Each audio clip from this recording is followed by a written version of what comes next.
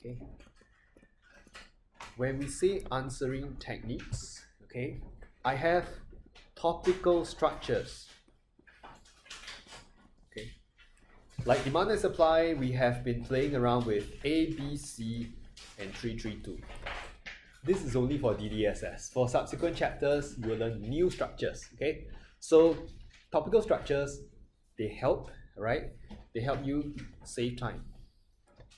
Okay, if you try clobbering out an essay from scratch, it's actually quite time consuming. So they help you save time, not just during the exam, but it helps you save time during revision. Why? I can tell you what some students are doing now. They go through the school notes, they get all the content, right? When they want to hone their application skills, they get all the thick stacks of past year questions. So you try out one demand and supply question. Okay, you find, okay, this is fine. At the back of your mind, you're still thinking, hey, what about the other schools one? I've not seen the other one. Could there be a surprise there awaiting me? You try two, and then you start thinking, what about the third one? What about the fourth one? So here, how we try to simplify the process is I tell you that all the questions come from the same mold. Okay, it's not cookie cutter in the sense it's exactly the same, but the same mold will mean that they tag on the same content. A, B, C, and 332 has demand factors, supply factors, PED, PES, adjustment process, combined shift. All 6 things are in there. There's no running away from that, right? So we see that the same structure can be applied to all these questions. So you suddenly now have a structure to bring forth to the exams. Okay, this is topical structures. Okay, last week, okay, we also looked a bit at case studies, right? So in terms of case studies, there are also similar skills. But I'll say case studies, okay, if you look at the essay questions, okay, case study essay questions, i.e. 8 marks, 10 marks, okay? Or if you're looking at essays, okay, like 10 marks, 15 marks, or even sometimes it's 25 marks, okay? In this case, we also have to be familiar with the mark scheme. Okay, the mark scheme is something that is common across every school.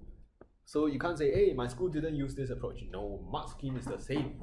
The mark scheme is always to get a level 3 score, okay, and to fight for evaluation. Evaluation, okay, it helps if you just put it down first, then we see how to use it along the way, okay? Under evaluation, it's only for case studies, 8 marks, 10 marks, or essays, 15 marks, 25 marks.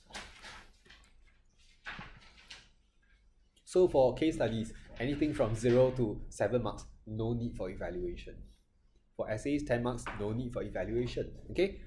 And evaluation here is worth 2 marks. Here is worth 3 marks. Here is worth 5 marks. Okay? So how do you score? For evaluation, there are always 3 things, okay? To come up with your overall stand. To support the stand with a context. Yeah, I'll show you more examples along the way. Context. And finally, you can challenge your analysis.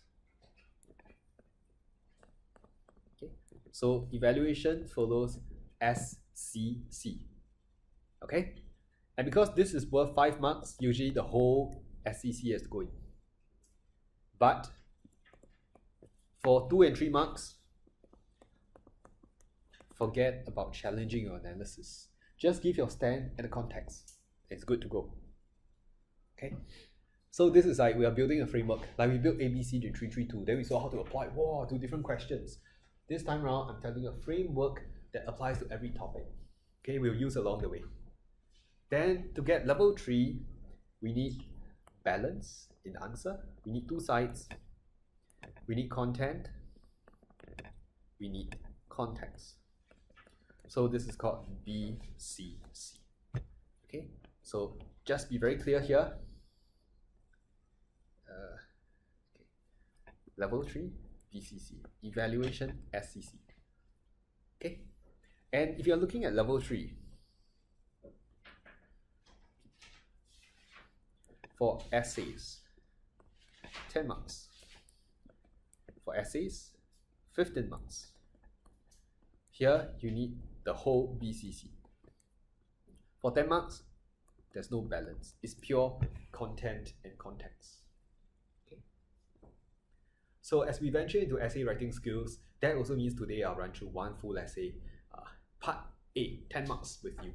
So you can look at the answering techniques. And to add on to this, when we say content, your school teachers always use this word, rigor. They'll say, oh, when you write, you need to have rigor in your writing. So what exactly is rigor? Rigor comes from having 4 things. So, sorry, first time you step in today, I already hit you with so many acronyms. But never mind, just accumulate. Okay, just gather. Right.